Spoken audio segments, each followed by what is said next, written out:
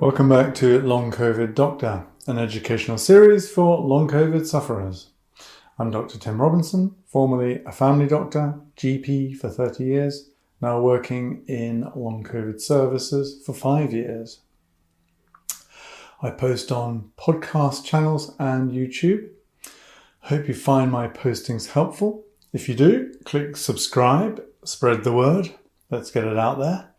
Thanks for all your feedback and apologies. I don't have time, I'm afraid, to reply to all of your helpful comments and suggestions, but I appreciate them all the same because it helps me with my future postings. So keep them coming. Another apology, important though, my usual disclaimer: any advice or treatment that I mention should only be considered after discussion with your own doctor. So, this talk is all about headache in long COVID. So I've divided it up into two parts to make it less overwhelming, less tiring.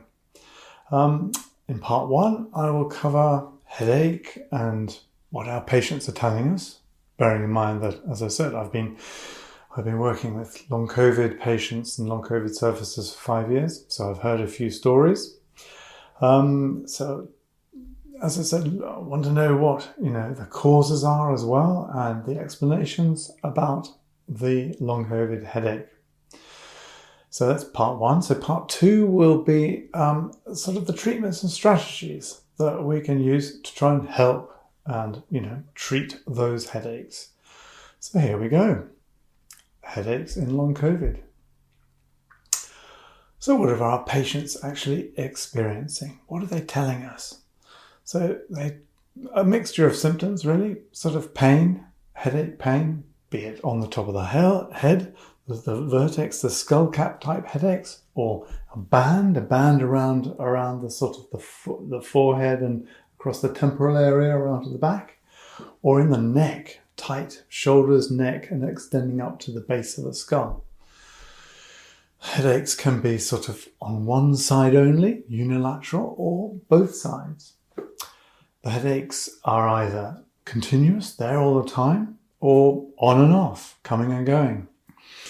Some patients describe a sort of a continual background headache, but then from time to time, and more often than not, quite frequently, they have flare-ups of their headache, an exacerbation, a worsening of their headache, which stays with them for a period of time, and then it dampens down to that background headache.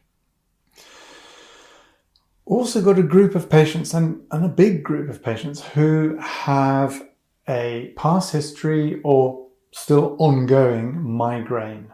So this migraine tendency. And they find, since having COVID and now long COVID, that their migraine has got completely out of control. Much worse than ever before. And it's no longer controlled by the medication that they are taking. And with that migraine, their migraines, they obviously have a return of their associated symptoms. And so that feeling of sickness, nausea, and fear of the light, photophobia, that premonition that they're going to get a migraine attack, what we call an aura. And that could be visual aura or a auditory aura, or even an olfactory aura. They smell a sort of strange smell, and they know, I think a migraine is coming. And the other thing that a lot of my migraine sufferers experience is visual disturbances. They fall into two categories really. Or the two commonest are a sort of almost like seeing a sort of a jagged line, like a lightning bolt, a bolt of lightning, sort of in one part of their visual field.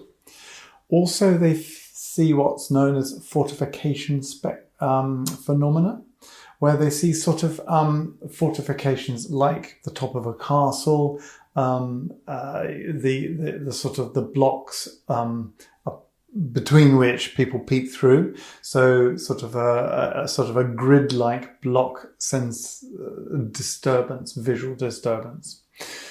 So those are all the associated symptoms, but more often than not, it's such as this terrible migraine headache that they have. And again, it's classically one-sided, but it can be both sides, can be either classical or common migraines. So one-sided is often a good telltale for a migraine. So that's what our patients are experiencing. Like I said, a new onset type of headache, or a headache that is their migraine that's coming back. So what are we going to do about it? Basically, anything new, any new symptom, thing that's affecting your health, what do? You go to your GP, don't you? And that's what you should do. And you need to report that thing that's different, that thing that's new, okay? Even if you're familiar with it, but if it's out of the ordinary and it's a new sort of element to that previous symptom, I think you ought to just run it past your GP, either phone call, consultation, or face-to-face. The reason I'm sort of mentioning this is that actually we mustn't be, and I've said this before in previous podcasts, we mustn't be COVID blind. And what do we mean by that? We mean that all because you've had COVID and that's become long COVID, you have long COVID, and then you also have a new symptom or a new sign, something that's different in your health status, then it's very tempting to say, all right, I've got long COVID and I've got this new thing, it must be related. Yes, well, it might be. However, it might not. But so, it might be just coincidence. So we don't want to sort of disregard something that actually potentially could be worrying, could be more serious, and sort of hence dismiss it and then delay going to seek advice. And then, with a delay in advice, there's a delay in diagnosis, then we might miss something. So we need to be aware of this. And if there's anything new that's worrying you, take it to your doctor to get it checked. Remember, safety first. And when you get to the doctor, what is the doctor going to do? Basically, it's going to listen to your story, hear the symptoms, all those relieving factors, exacerbating, worsening, trigger factors. It's going to ask associated questions, probably examine you, depending on what you've told the doctor. And in this headache context, then the doctor will probably do a few sort of neurological examinations. Probably just a sort of a quick run through of what we call the cranial nerves, the main nerves to do with the head and neck. Just run through that, and just to make sure that they're all present, working normally. There's no sort of asymmetry. They're all the same and balanced. The doctor may also, if you're saying that your headache is sort of like at the base of the skull, at the back of the skull, the occiput, extending down to the neck, the GP may well say, right, let's just check the neck for the range of movement. Is it fully to the left, fully to the right, up and down? Is there something caught, in the what we call the cervical nerve roots? Are they being irritated on one side more than the other? So, examination, simple examination, looking at the range of movement of the neck will tell the GP this, and hence direct the GP as to what to do next. The GP may feel, actually, not a lot going wrong here, and, can't find any sort of abnormalities on examination. Maybe I'll do some blood tests just in case, just do the blood panel, looking at the red cells, looking at the white cells, just in case something's got through, maybe the thyroid function, maybe your diabetes markers, if looking for something called the HbA1c. Some simple blood tests that you can do, routinely. No harm in checking. One of the fears that a lot of patients have who have a headache is they ask that question, my goodness, is this a sign that I've got a brain tumour there lurking, and it's sort of growing and causing my new onset headaches? Well, right straight off the bat, I'll say that headache is an extremely rare presenting symptom of brain tumour, which you really must register that, okay? So an extremely rare presenting symptom. The commoner symptoms are neurological deficits, something that's not right, neurologically, or there's an imbalance. So in other words, because, the patients are worrying that they might have a brain tumour, then the next question really is, can I have a skull x-ray, please? Or the one after that is, or maybe at the same time, is, can I have a scan on my brain, please? The patients may have been doing some research, long COVID research, and I wouldn't blame them. If I had long COVID, I'd be doing lots of research, trying to help myself get better. One of the bits of research was on patients who had the acute COVID, so the actual COVID infection. There was a paper published very early on in the sort of the 2020-2021 of a group of patients who had MRI scans prior to COVID. This is the UK Brain Bank study. And then they'd had their MRI scans repeated after they had their acute COVID. What they found is that these patients had differences in their brain, in the inflammatory tissues, the microglia.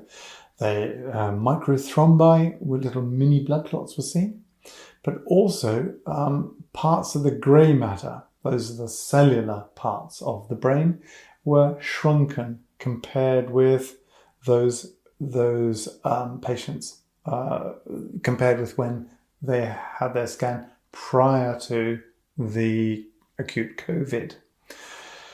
And interestingly enough, it was the grey matter, the nerve cells in the areas of the brain which are focused on the short-term memory, so the hippocampal area, but also the prefrontal cortex, the orbital frontal cortex, which is the area for executive function.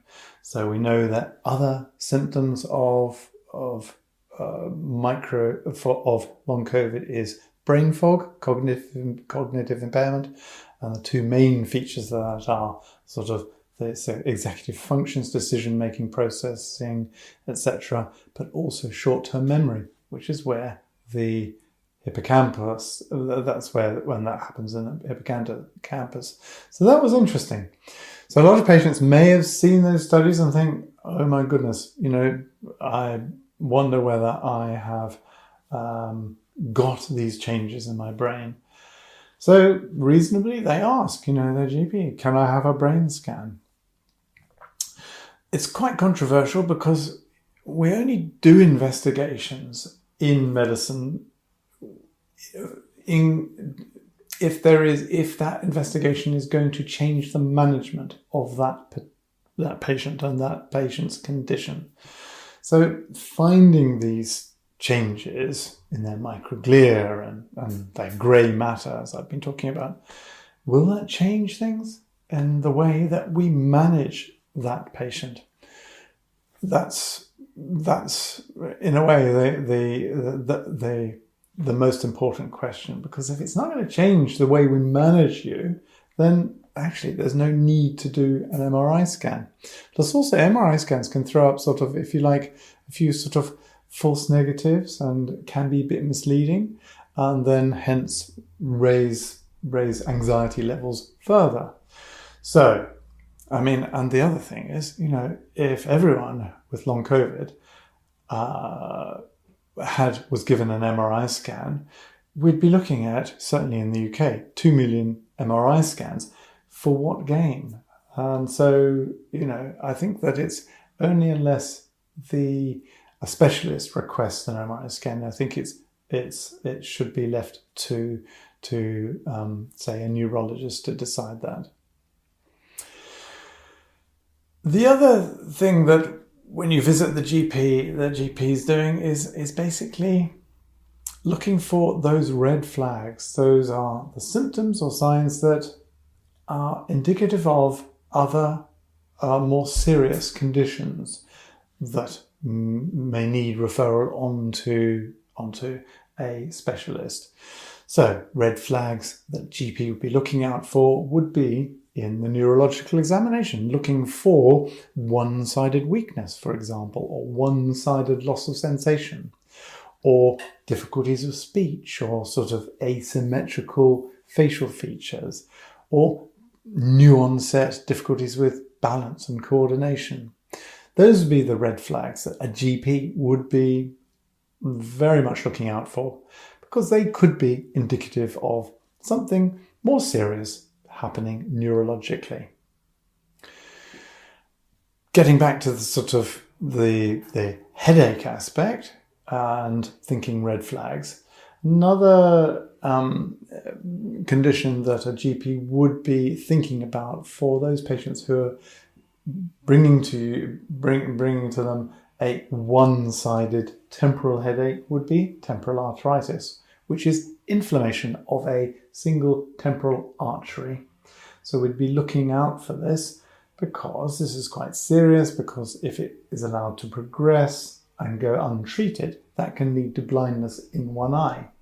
But it's really very serious, and it's very, very serious as well, yeah, but severe and really tender. The actual blood vessel, the temporal artery, if you can prod around and you can feel your temporal artery pulsating, okay, that is excruciatingly tender. And that's, very, very different to the type of headaches or migraines that we're hearing in the long COVID clinics. But that's a red flag.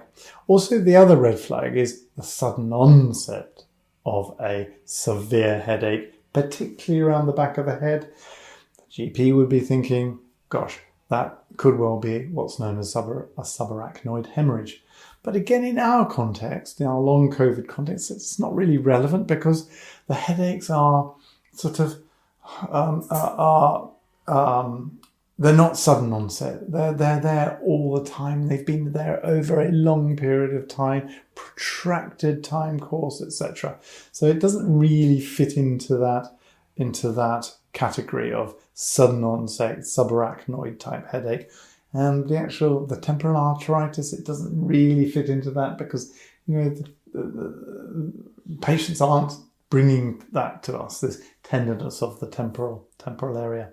So anyway, needed to flag that up, those red flags, as what a GP would want to be looking for and excluding, ruling out. Again, all the time looking to make a diagnosis, okay? Any of those worrisome things, obviously, the GP will be sending you on to a specialist. So having ruled out those other causes for headaches and the red flags, we're left with headache due to long COVID. Well, what are the causes for that? Are long COVID headaches? Well, first and foremost, there are a number, of course, because we remember, long COVID is a multi-causal, multi-system, multi-symptom condition, annoyingly. So, a multi-causal. So there are lots of causes for headaches in long COVID. First of all, and probably the commonest cause throughout long COVID, is inflammation, ongoing inflammation. Inflammation in the tissues within the brain, yeah? So the nerve tissues, for example, they may have been damaged by the acute onset of the illness, the actual viral infection, damaged or even destroyed from that infection. because we know that the virus can get up the nose and then along the olfactory nerves, the nerves that whose function is for the sense of smell, and into the brain, into what's known as the olfactory bulb, and then into the center, the heart of the brain. Okay, so inflammation can get in that way. Inflammation can get in because the blood-brain barrier has been damaged. Again, that's something to do with the blood vessels that make up the blood-brain barrier have become inflamed, and they are leaky and allow inflammatory factors, inflammatory mediators, cytokines, into the brain and causes inflammation. So that's inflammation of the nervous tissue. I've talked about blood vessels getting inflamed, the endothelialitis causing the damage of the blood-brain barrier, but also in the blood vessels there is the micro blood clots, the microthrombi, which then have caused occlusion of a number of different, or many different, very small blood vessels within the brain, and we can see this on both perfusion studies but also scans. Another offshoot of excessive inflammation in the brain is the activation of the brain's lymphatic system, its own immune protective system, the microglial. Okay, again, we see this on MRI scans where the microglial is activated, and then an active inflammatory tissue, lymphatic tissue, is going to cause an effect on the functioning within the brain. Another offshoot of inflammation is activation of mast cells. And I've talked about mast cell activation when I talked about the gut on the gut podcast, and I've also the podcast in mast cell activation syndrome as a standalone podcast. I talk about activation of the mast cells. Well, what we do know is that there are lots of these mast cells that are surrounding what's known as the ventricles within the brain, and they are quite intimately related to the limbic system, which is made up of a number of components. The amygdala is one, which is the sort of the anxiety, fear-locking area, also the hippocampus, and it links in with the hypothalamus and the pituitary gland, etc., and the prefrontal cortex. So activation of those mast cells, releasing the histamine and other inflammatory components, will basically lead to inflammation in the brain. And finally, autoantibodies. So again, we have found antibodies against ourselves, our own normal nerve tissues, our own normal blood vessels, and our own normal connective tissues that link all this together. So inflammation is a big problem and is probably the biggest cause for headaches related to long COVID. And like I keep saying, this what I've described and outlined here is all measured and proven and published, etc. These are all facts. So, a headache with long COVID could be any one of those, or it could be a number of those. It's probably a combination of all of those to varying degrees. There's no reason why it shouldn't be. Other causes, having done inflammation, other causes in long COVID, there's dysautonomia. We'll again, podcast on dysautonomia, look at that.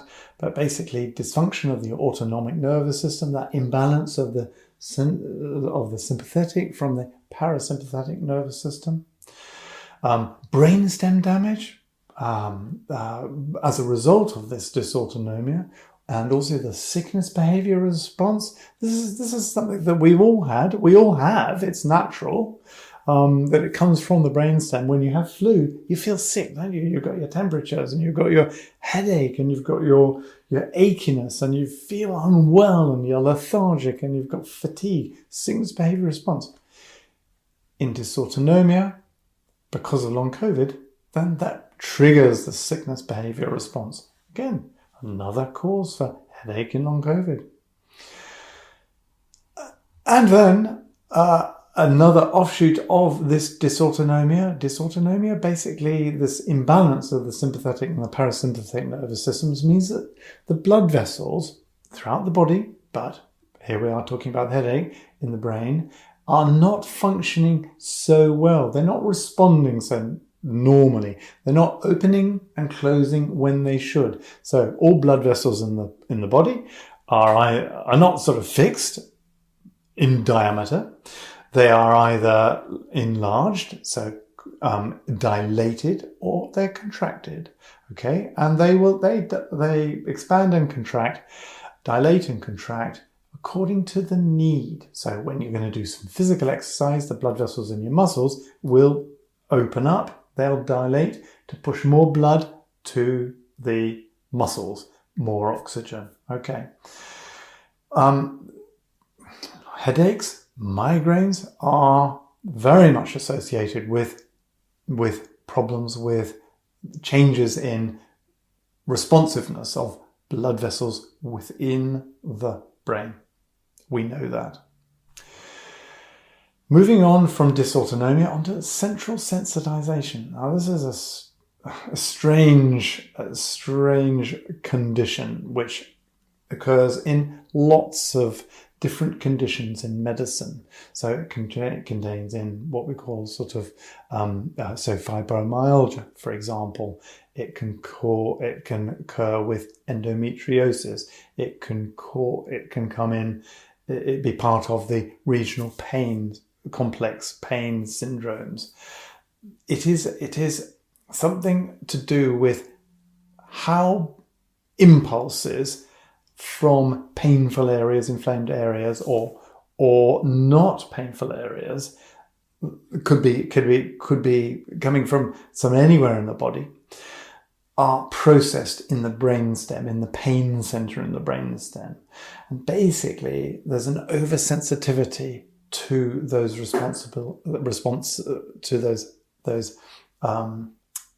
impulses coming in, or there's a misreading of those stimuli, and particularly painless stimuli that come in, and then the brain, if you like, scrambles it and puts it into it reads it wrongly, and then that registers as chronic pain. So these headaches that in long COVID, there may be an element of central sensitization. A couple more, then we've finished it. So basically, when you've got a headache, what do? You take a paracetamol, don't you? Yeah?